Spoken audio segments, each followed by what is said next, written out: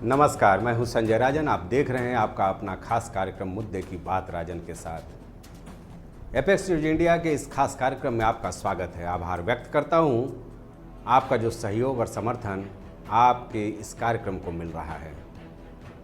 आज भी हम अपने कार्यक्रम में हर बार की तरह देश दुनिया के कुछ चुनिंदा मुद्दों को लेकर आए हैं। आज हमने पहला मुद्दा चुना है, उसमें इथियोपिया में हुए अम्हारा जनजाति के करीब 250 से ज़्यादा लोगों के नरसंहार की। ओरोमा लिबरेशन आर्मी पर इस नरसंहार को लेकर शक किया जा रहा है। इसके बाद हम बात करेंगे अपने देश में राष्ट्रपति चुनाव को लेकर जारी गहमागहमी की। सत्ता पक्ष और विपक्षी दल अपनी अपनी किस रणनीति पर काम कर रहे हैं, इसके हर पहलुओं पर हम आपसे विस्तार से चर्चा करेंगे।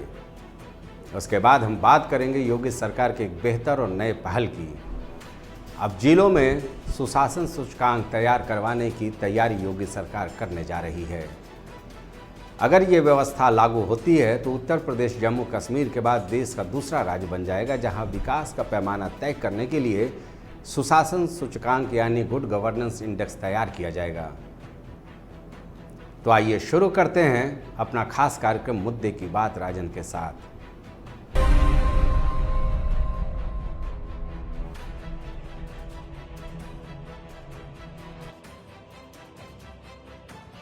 तो जैसा कि मैंने आपको बताया, जिस घटना की बात हम करने जा रहे हैं वो बेहद ही दुखद और चौंकाने वाला है। इथियोपिया में हुए नरसंहार की। यहाँ अम्हारा जनजाति के करीब 250 से ज़्यादा लोगों की कत्लेआम कर दी गई। अफ्रीकी देश वैसे तो अपने कबीलाई संस्कृति के लिए जाना जाता है। कई देश आज भी आधुनिकता से कोसों दूर जनजातीय जीवन जीने पर मजबूर हैं। कई ऐसे देश हैं अफ्रीका में जहां आज भी मूलभूत सुविधाएं लोगों को भरपूर नहीं मिल पा रही हैं। शिक्षा, स्वास्थ्य से लेकर जीवन यापन करने के लिए जरूरी संसाधनों की कमी का वीडियो आप सोशल मीडिया पर साफ तौर पर देख सकते हैं। ऐसे ही देशों में शुमार है इथियोपिया जैसे देश, जहां करीब 250 लोगों की हत्या कर दी गई है। बताया तो ये भी जा रहा है कि इस नरसंहार में यहाँ के सक्रिय ओरोमा लिबरेशन आर्मी का हाथ है। हालांकि अभी इसकी आधिकारिक पुष्टि नहीं हो पाई है और ओरोमा लिबरेशन आर्मी ने भी इस बात का खंडन किया है। ओरोमा लिबरेशन आर्मी ने इसके लिए सेना और स्थानीय मिलिशिया को जिम्मेवार ठहराया है। ओरोमिया इलाके में रात सो रहे अम्हारा जनजाति के 250 लोगों के खून से पूरा इलाका चौंक गया है। इथियोपिया में जनजातीय तनाव कोई नई बात नहीं है, लेकिन ये घटना दिल दहलाने वाली है। इस क्षेत्र का अब तक का सबसे बड़ा नरसंहार है ये। इस वारदात के बाद पूरे इलाके में दहशत है। जो प्रत्यक्षदर्शियों का बयान मैं पढ़ रहा था तो मेरे रोंगटे खड़े हो रहे थे। जिस निर्ममता से महिला, पुरुषों और बच्चों की सामूहिक हत्या की गई, ऐसा महसूस हुआ कि आज आधुनिकता के इस युग में भी विश्व का ऐसा क्षेत्र है जहां इंसान जानवरों से भी बदतर है। जो जानकारी मिल रही है उसके मुताबिक आज से 30 साल पहले पुनर्वास के लिए अति पिछड़े अम्हारा समुदाय के लोगों को इस क्षेत्र में बसाया गया था। तब से लेकर अभी तक यहाँ संघर्ष का लगातार हालात बना हुआ है। इथियोपिया की कुल आबादी करीब 11 करोड़ है और इस आबादी में सबसे बड़ी जनजातीय समूह अम्हारा समुदाय है। ऐसे में दूसरे जनजातीय समुदाय का लगातार टारगेट बनाते रहते हैं। खबर बड़ी है और अब ऐसी घटनाएं विश्व पटल पर शायद ही देखने को मिलती हैं। मैं ये मानता हूं कि विकास से अछूता होने की वजह से ही ऐसे नरसंहार की घटनाएं होती हैं, या फिर ऐसी घटनाएं तानाशाही शासन में ही देखने को मिलती हैं, जो वाकई दिल दहलाने वाली होती हैं। अब लेते हैं एक छोटा सा ब्रेक के उस पार हम चलेंगे अपने देश, जहां कि मैंने आपको बताया है देश में इन दिनों राष्ट्रपति चुनाव को लेकर सियासी गहमागहमी का दौर है। इस पर हम विस्तार से बात करेंगे। क्या कहती है ग्रहों की चाल? कौन सा उपाय बदलेगा आपकी किस्मत?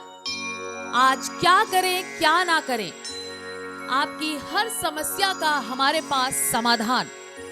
विद्यावारिधि आचार्य दीनदयाल मणि त्रिपाठी के साथ भाग्य कनेक्शन, सिर्फ एपेक्स न्यूज इंडिया पर सच के साथ। तो ब्रेक के बाद आपका एक बार फिर स्वागत है। वैसे देखा जाए तो कई घटनाक्रम है देश में। अग्निपथ सेना भर्ती प्लान को लेकर सियासत गरमाया हुआ है। कांग्रेस आज धरना दे रही है। कई नेताओं के बोल बिगड़ रहे हैं, माहौल खराब हो रहा है। लेकिन इस पर आज हम चर्चा नहीं करेंगे। आज का हमारा मुख्य मुद्दा है राष्ट्रपति चुनाव को लेकर सियासी गहमागहमी। सत्तारूढ़ बीजेपी की अगुवाई वाली एनडीए में अभी अगले राष्ट्रपति के उम्मीदवार के नामों को लेकर मंथन का दौर जारी है। कई नामों पर विचार चल रहा है, जिसमें उड़ीसा की द्रौपदी मुर्मू का नाम सबसे आगे चल रहा है। दरअसल इस नाम की बदौलत बीजू जनता दल का आसानी से बीजेपी को समर्थन मिल जाएगा, ऐसा रणनीतिकारों का मानना है। कुछ और नामों पर भी चर्चा चल रही है, जिसमें झारखंड से अर्जुन मुंडा का नाम भी लिया जा रहा है। रणनीतिकार ये मानते हैं कि अर्जुन मुंडा या फिर द्रौपदी मुर्मू के नाम से बीजेपी को देश में एक बड़ा संदेश देने का मौका मिल जाएगा। दोनों नेता अनुसूचित जनजाति का प्रतिनिधित्व करते हैं, जिसकी एक बड़ी आबादी देश में है। इसके अलावा उपराष्ट्रपति की भूमिका निभा रहे वेंकैया नायडू के नाम पर भी चर्चा का दौर है। यूपी की राज्यपाल आनंदीबेन पटेल, जो प्रधानमंत्री की करीबी भी मानी जाती हैं, उनका भी नाम इस लिस्ट में है। अलग अलग तर्क दिए जा रहे हैं इन प्रत्याशियों को लेकर। रणनीतिकारों का मानना है कि वेंकैया नायडू के राष्ट्रपति बनाए जाने से दक्षिण भारत में बीजेपी को एक बेहतर संदेश देने में आसानी होगी। वहीं आधी आबादी को लेकर लगातार काम करने वाली मोदी सरकार आनंदीबेन पटेल के जरिए महिलाओं पर पैठ बनाने में कामयाब हो सकेगी, ऐसा रणनीतिकारों की दलील है। पहले से ही महिलाओं की बहुल आबादी मोदी जी की कार्यप्रणाली से खासी प्रभावित हैं और आनंदीबेन पटेल के राष्ट्रपति उम्मीदवार बनाए जाने से इस बड़े वोट बैंक को साधने में बीजेपी को और बेहतर सफलता हासिल होगी, इसमें दो राय नहीं है। चलिए पहले एक नज़र डाल लेते हैं राष्ट्रपति चुनाव के लिए जो तय कार्यक्रम है। राष्ट्रपति चुनाव का कार्यक्रम आपके सामने है। मतदान 18 जुलाई को है, मतगणना 21 जुलाई को होना है, यानी 21 जुलाई को देश को नया राष्ट्रपति मिल जाएगा। नामांकन 15 जून से 29 जून के बीच होना है।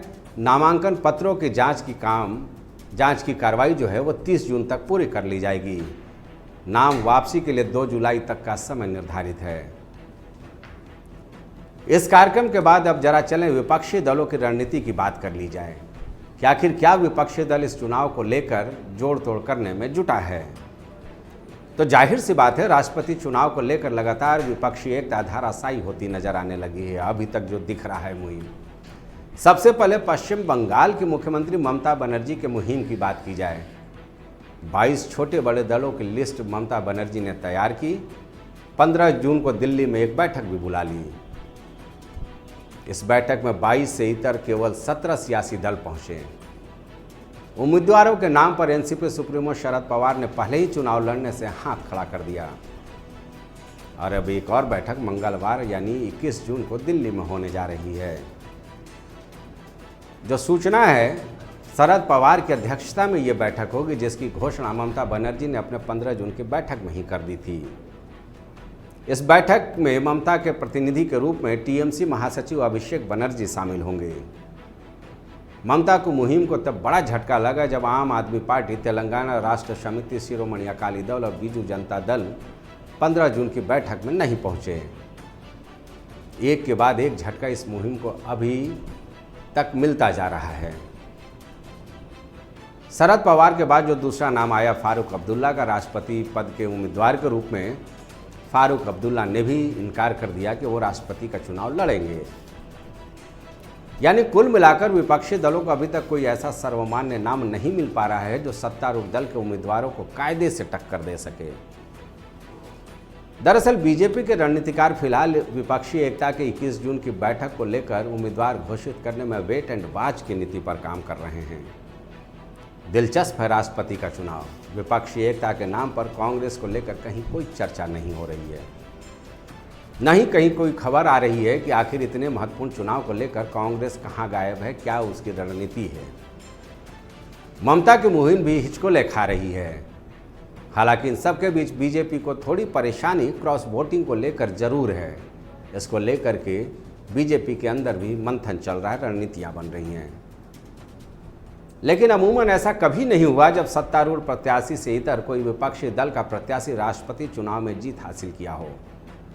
बहरहाल मुहिम चलाकर अपनी महत्वाकांक्षा में सियासी पारी खेल रहे विपक्षी दलों को क्या कुछ हासिल होता है, ये देखने वाली बात होगी।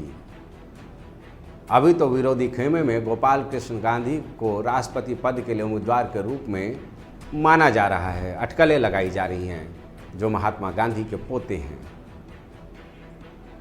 अब लेना होगा एक छोटा सा ब्रेक के बाद हम बात करेंगे कि आखिर उत्तर प्रदेश की योगी सरकार विकास को गति देने के लिए क्या कुछ नई पहल करने जा रही है।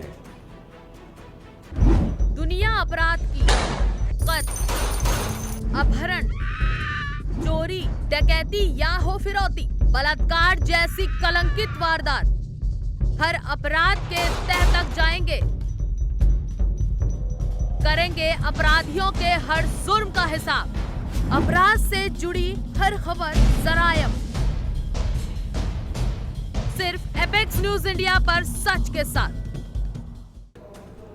ब्रेक के बाद आपका एक बार फिर स्वागत है। तो चलिए जरा बात कर ली जाए योगी सरकार के एक ऐसे नए पहल की जिससे विकास को गति मिलना तय है। उत्तर प्रदेश की योगी सरकार सूबे के विकास को गति देने के लिए लगातार नए एक्सपेरिमेंट करने में जुटी है।